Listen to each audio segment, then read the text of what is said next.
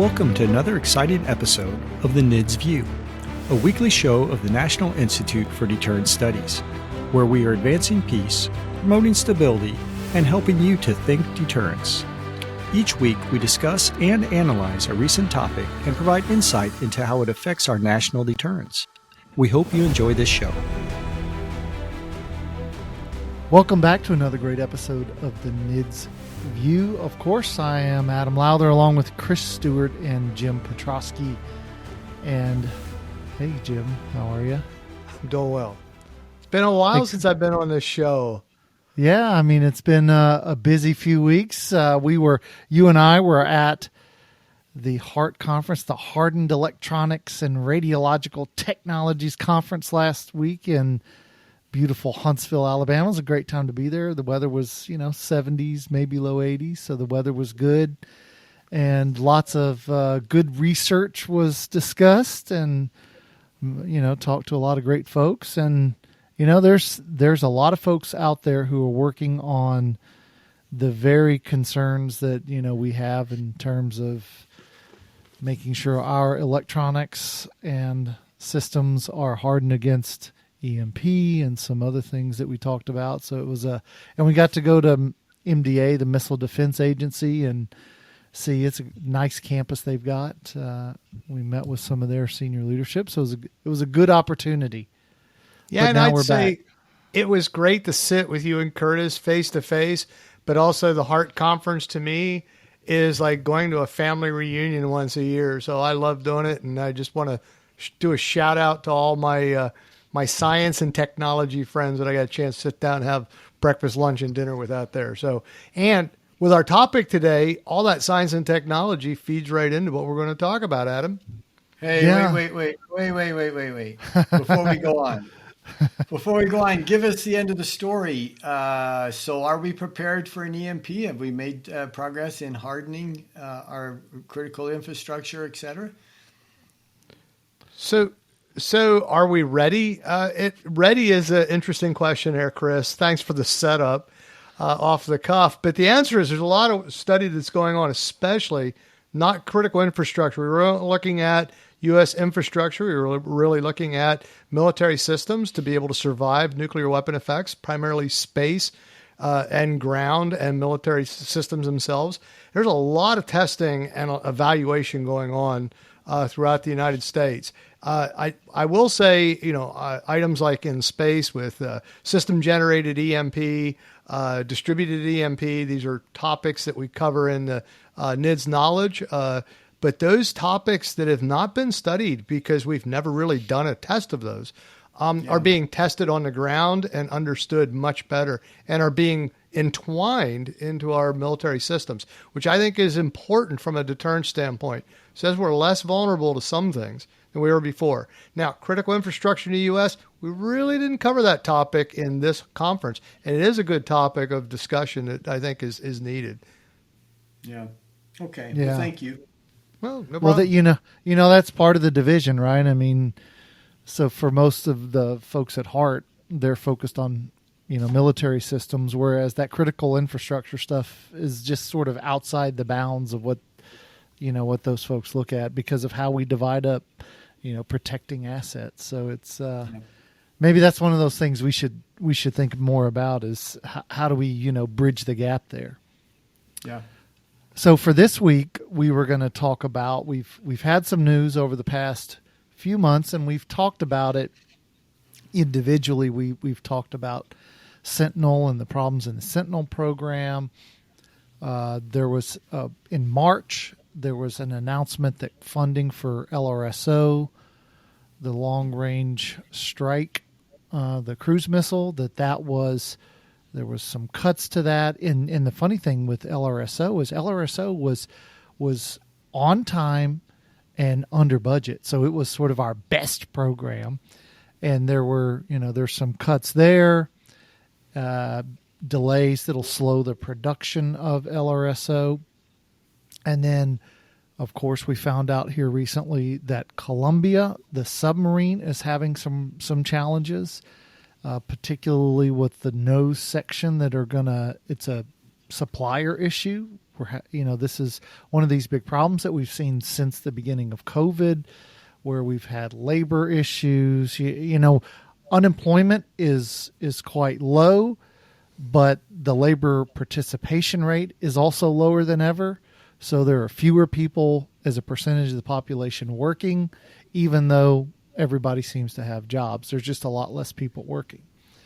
And, so that's creating problems and supply problems that have persisted since COVID. And then we just found out, there's an article out today that was a discussion of B-21, in which the Chief of Staff of the Air Force, General Alvin, said that there would be there's no planned additional production of B-21, because there's been a significant call for increasing the number of B-21s produced, which is, if you look at bomber operations, it makes perfect sense to do so.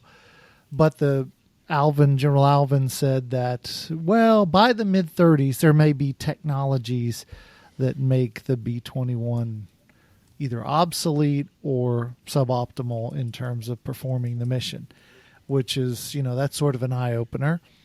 So we've got some, I wouldn't say that modernization has gone off the rails, and of course we've got problems with pit production. We can't produce the 80 pits a year we need. Building, PF4 is sort of slow. We've had all sorts of challenges.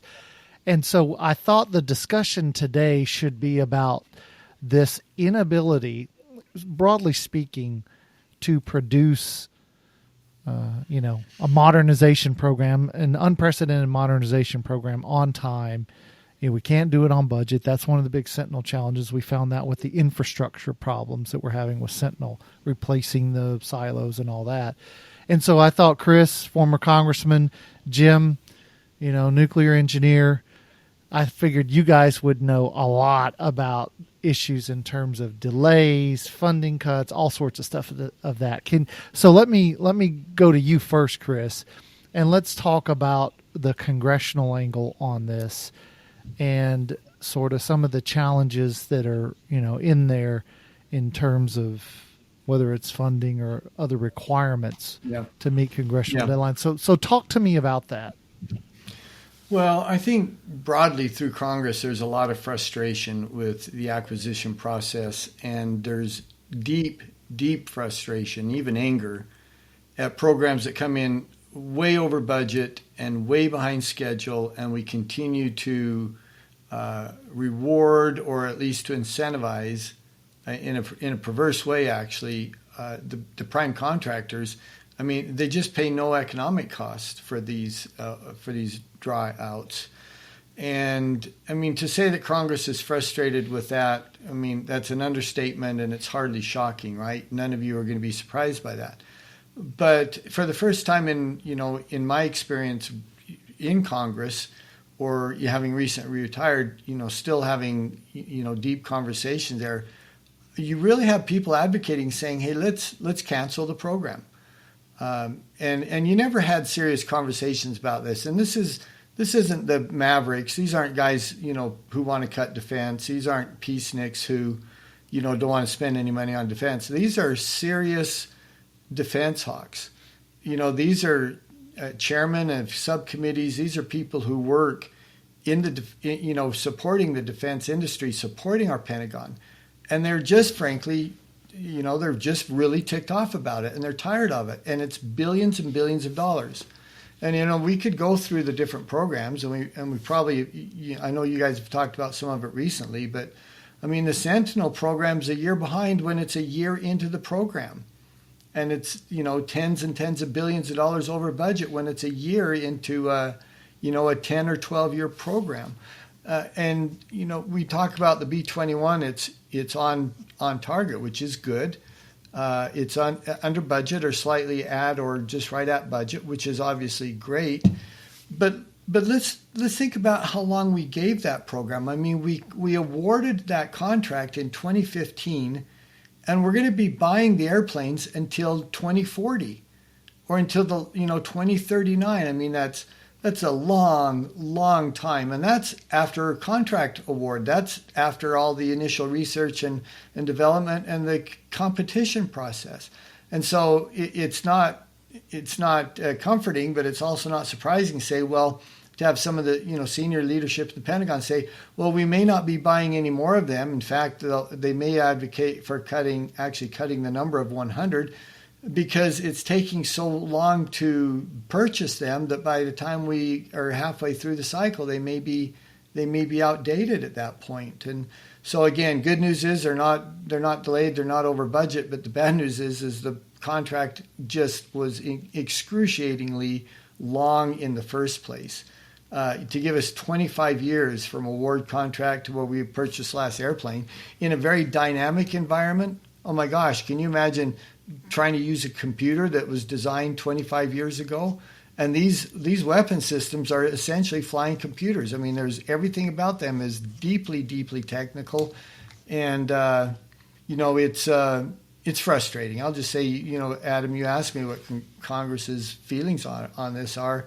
People are angry, and they really, really want to see if we can make some changes in this. Well, let me since Chris jumped me on a question, Adam, I've got to get jumped on back at Chris now, just to make it even. So you say they're angry and they're ticked off. To whom are they ticked off and angry about? Because these processes and the responsibilities that we have for feeding back and developing programs and having them monitored and having them reported and going through all the paperwork within government.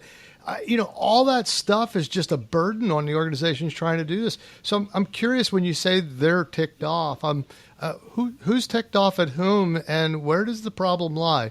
And I like poking at the problem because I think it's bigger than this. This is just a result of other things that are happening. So I'll let you answer that, Chris.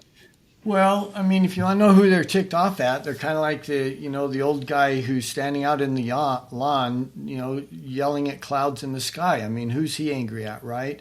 It's kind of hard to define. And what they say is, well, we're angry at the acquisition process, or we're angry at the contractors, or the decision makers. I mean, it's all of it and it's none of it. And as long as it's all of it, then it is none of it. If there's not one organization or one person who's responsible, then no one is responsible. To say a cliche that is painfully true and painfully clear in this case.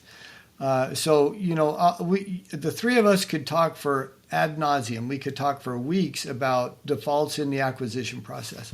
The good news is Congress is likely to demand a study, and once they have the study, then everything's going to be fixed. So. Well, it's funny that you say that because a few years ago, I actually did an acquisition reform study. And what we found when we went out to do this study was within the last 5 years, there had been 175 acquisition reform studies. Yeah. We know what's wrong with the system. We know how to fix it, but we never get it fixed. And I guess part of my problem is, take the Darlene Drurian affair that everybody knows about, where she directed some work to Boeing and then Boeing hired her when she left government. And, it was ethical violations and all. But for what was essentially sort of $1 million worth of misconduct, Congress passed new regulations that made the process much longer and much more expensive. And so I wonder if sometimes the cure is worse than the disease, sort of like COVID. Is the cure worse than the disease? And has Congress, do they bear some of the responsibility for creating a system that, is so rigorous on making sure nobody cheats the government out of a nickel that it costs, to save a nickel, you spend $10. Yeah, and because I wonder how much of that is part of the problem. Yeah, I mean, it's part of the problem. There's no doubt, and it's probably a significant part of the problem. I don't think it's the majority, but it's it's certainly one of the things. And I don't disagree with you. And by the way, I wouldn't defend Congress on this issue. In fact, there's very little that I would defend Congress about on nearly any issue. But there really is a propensity in Congress to, and we were kind of talking sarcastically about demanding a study, but it's really true. I mean, and thereby by doing that, Congress feels like they did something, right? But no one ever implements the results of those studies. And your thing about 170 of them, that's absolutely true, and that's true of almost every problem that we have. There are, again, some perverse incentives that Congress allows, in fact, probably facilitates in these contracts. The fact that Congress can't appropriate money year to year, right? That we go into these CRs and potential government shutdowns, which have just enormous impacts on DOD. There's no organization in the government that it impacts as adversely as it does contracting in DOD. And it certainly drives up the costs and certainly drives up delays. So, Congress is complicit in this, and part of the complicity is frankly them just not demanding more change, but also cleaning up their own house. So, I mean, look, I don't want to sound cynical on this, but to be honest with you, I am a little bit cynical. The problem is so enormous and so long term that I just don't know that there is the political will to change it. And the last thing I'll say on that is this. The days of really innovative, creative, really giving leaders the authority to go innovate and to do it very quickly. It's very, very hard to do that in any bureaucracy, which the Pentagon is. And I think it's particularly hard in the Pentagon for a number of reasons. Adam, one of them is what you just said. There's legislation that kind of ties their hands. And honestly, we don't reward innovation or creative thinking at senior levels. In fact, we completely disincentivize it. Risk aversion. A lot of things we could talk about regarding this. Bottom line, though, and I know I've talked a while. I'm going to be quiet here and let people who are smarter than me, like Dr. Petrosky, talk. But look at the programs. Sentinel, a year into it, a year behind, tens of billions of dollars over budget. Look at the B-21. Yeah, technically not over time, but the contract was. Gives them way too much time to innovate and to build those things. And again, that's part of Congress because we don't fund but 6 or 7 airplanes a year to go purchase them. Columbia, the list is long, and it's particularly critical in nuclear deterrence because, again, we leave ourselves with gaps that are just far more important than saying not being able to get new laptops for our secretaries. That's just not quite as critical as these very important deterrent weapon systems like we're talking about. So let me ask you, Jim, then. So for Sentinel's kind of a good example where part of the challenge is, the cost overruns were largely a result not of, Northrop is on time and target with the actual missile. But the cost overruns were in the projections for what it would cost to essentially, retrofit or refit, not retro, but refit the silos with all the new tech that's got to go in and putting in new cables and, all of that sort of infrastructure work. That's where the Air Force really sort of got the number wrong. And so I wonder if from the sort of the engineering side, is the fact that we do these, once every 50 years, right? Those silos were built in the 60s, and they have largely been left, for the most part, alone. And so I wonder, when you only do something once every 50 years, I've wondered, how do you effectively create an acquisition cost estimating that's in any way for a big project like that? How do you do that accurately when you do it once every 50 years? How would engineers say, well, we're going to need 17 of these widgets and that's it? So help me understand from a technical perspective these challenges. Okay, thanks, Adam. Yeah, so first of all, logistics are not my forte. But let me first start with a comment Chris made. And again, Chris, if the audience was able to see my screen the way it is, it's probably unfair because I see Adam's face, I see my face, and then underneath it I see you, and we're just crushing on you in terms of beating on you. So we're not doing this deliberately, but I am having fun with it. So I'm sensitive though. You got to treat me gently. Yeah. Okay. So first of all, you said about innovation, but I will say you're right about the issue of innovation from the leadership standpoint, and especially the national level leadership. I'm going to go back to our earlier comments. And Adam, I'm going to answer your question.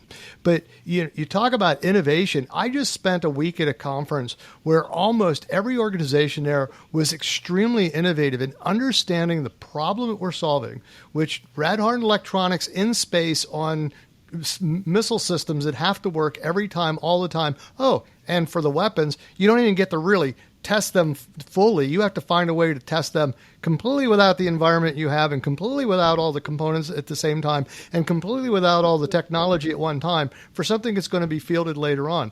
And they're doing it very well. It's an impressive amount of innovation because companies stand up and they move forward. We saw that in the Manhattan Project. We've seen that previously in modernization.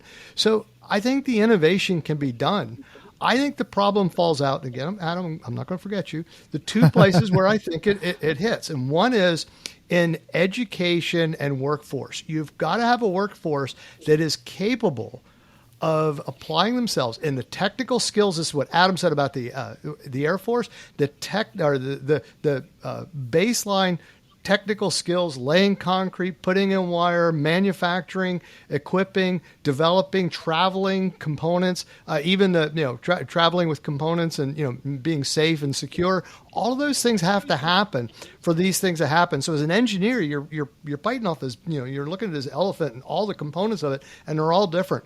So we need a workforce that's capable of doing that in a trusted and reliable fashion, and we've lost some of that. I think it's gainable. I'm not going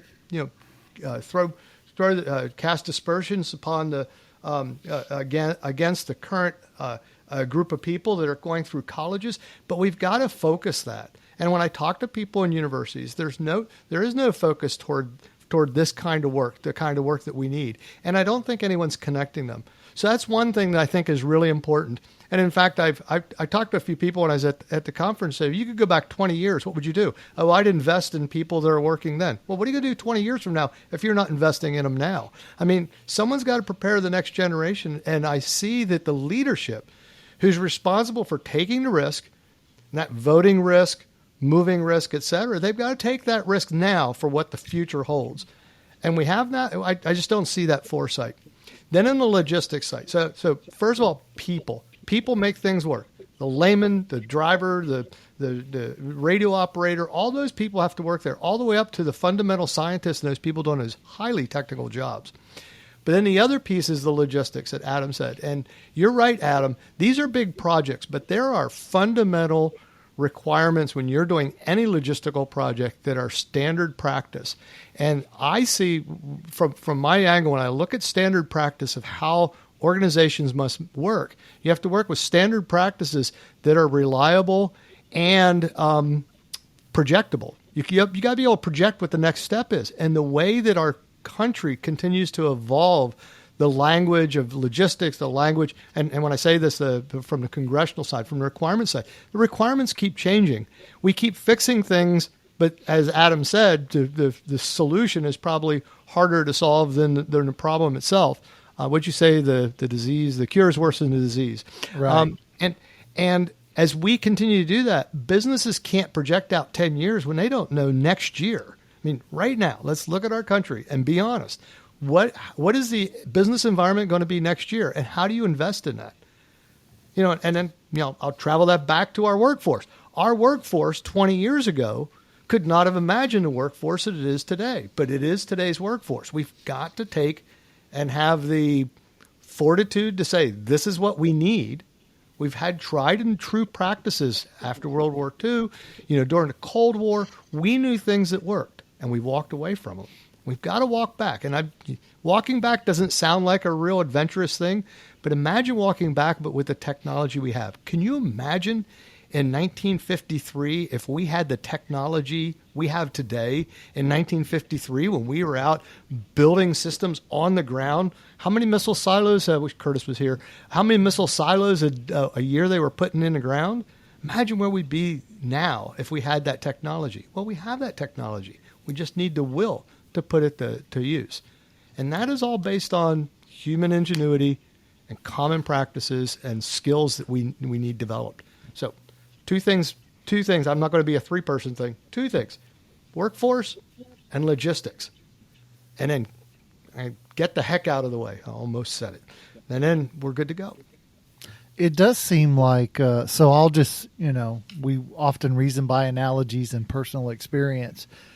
And so I have a son who's in the engineering program at Maple Woods College, and we were talking to his advisor, and the advisor said that the engineering program, because we were trying to pick classes, he's trying to get classes, and the advisor said, well, we historically have had 300 students in that program.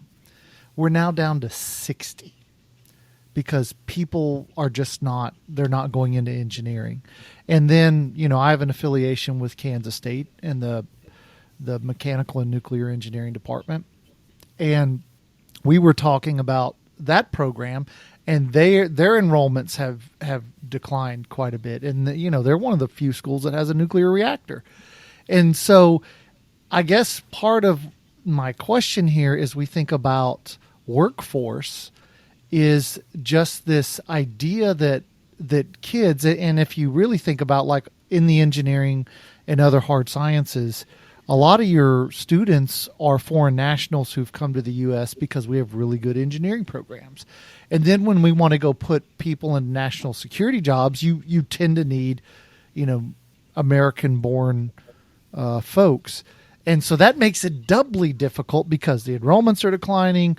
A lot of your students are foreign born, so it makes it really hard. And then on top of it, if you, let's say, move out of the engineering degrees and you look at skilled trades, the Navy, in order to build the Columbia, there's a website, buildsubmarines.com, because they're trying to find welders and pipe fitters and all those skilled trades, and they're struggling there.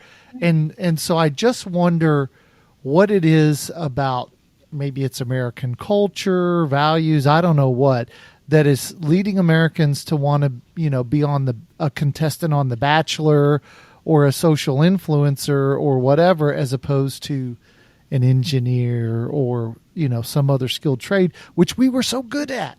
I mean, we won World War II by building stuff. And those people were available, the physicists, et cetera, that were available to invent radar, to do cryptography, to build the nuclear weapons themselves, and all the background work in all of those three subjects that came out in World War II.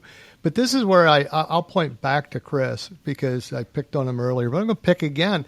There has to be some foresight in incentivizing people to go into these areas, not just handing out dollars to say go to college, because go to college may not be the answer. Become an engineer, build a skill, build a trade skill, and we can incentivize that. We're spending billions of dollars on education, but we need to seriously focus it on the needs of the nation, and that will incentivize, or at least partly incentivize people. Money talks. We all know that, and that's what works.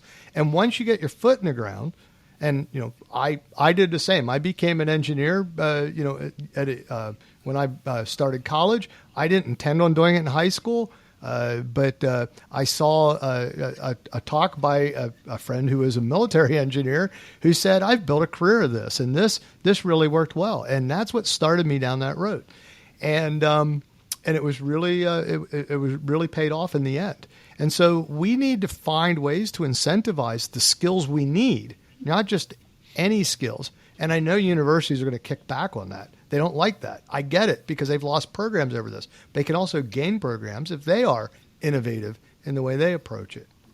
Yeah. So, it's an interesting conversation, and it's a little bit different than when we started out with delays in these programs. But it really is one of the things we have to deal with, and I'd maybe add just two thoughts if I could. Number one, Adam, your conversation about a program that used to have 200 and now has 60, and we should remember that's despite the fact that for the last 8 years or so we have really pushed STEM education. We've really pushed the importance of STEM education in even in the middle schools, and tried to prepare high school kids for that. And I guess we've had mixed results on that, but I think we can say pretty confidently, if we wouldn't have pushed that, it probably would have been worse. So it's, I hate to imagine what it would have been, and clearly it's still a concern. And then, James, to something that you said about, well, both of you mentioned this, I think sometimes we convey to young people, and I feel really strongly about this, we sometimes convey to young people that if they don't go to college, they failed somehow.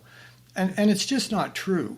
I mean, if you're an electrician, if you're a pipe fitter, like we need on these programs, we need welders, we need, skilled craftsmen. Preach it, Chris. Who can work.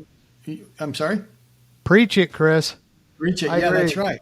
I mean, if you can work with composites, and you know what? You don't need a college degree to do that. And they're great careers, and people can make a good living. And I use my family's example. I have some sons that are doctors and lawyers, and I have a son-in-law who's an electrician. And I tell him all the time, dude, I'm so proud of you. I'm proud of what you do. And look, at the end of the day, you can say, I helped build this building, or I helped build this house, and he's a great provider. And again, for some kids, going into the trades is such an honorable profession. And not only did they not fail because they didn't go to college, but they're succeeding in very important ways. And the industrial base that we need to defend our nation is dependent on those kinds of men and women. And we should never, ever denigrate or imply that what they do doesn't matter, because they are the foundation. Without them, you can't build a doorknob. Without crafts and skilled craftsmen who take pride in their professions. Even better, they'll never be replaced by AI.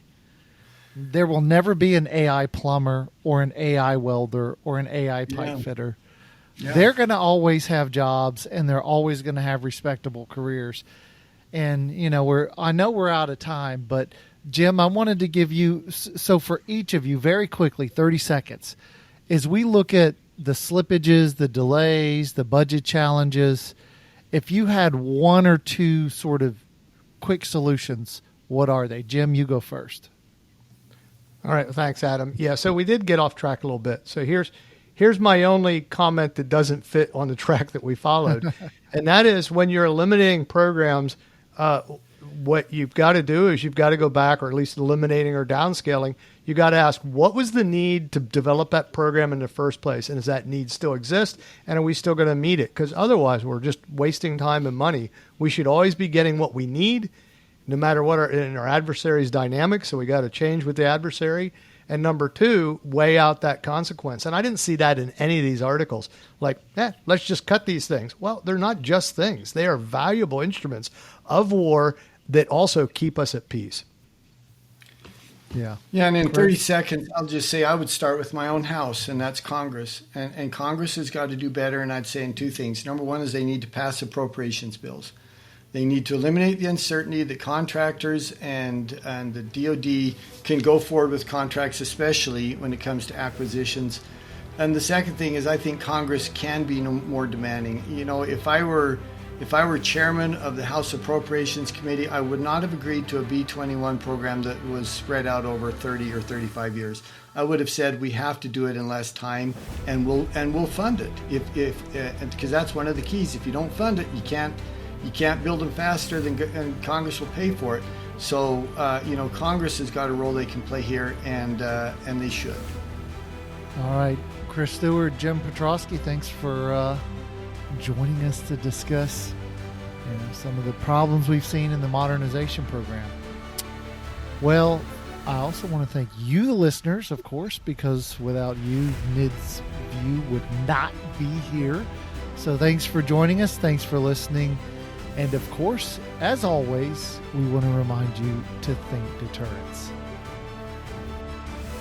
Thank you for listening to the NIDS View. This show is produced under the NIDS Podcasting Network, a division of the National Institute for Deterrence Studies. NIDS is a 501c3 organization dependent upon donations to provide this podcast and bring about awareness of the peacekeeping value of U.S. strength and our national deterrence. You can catch all of our podcasts or provide feedback at thinkdeterrence.com.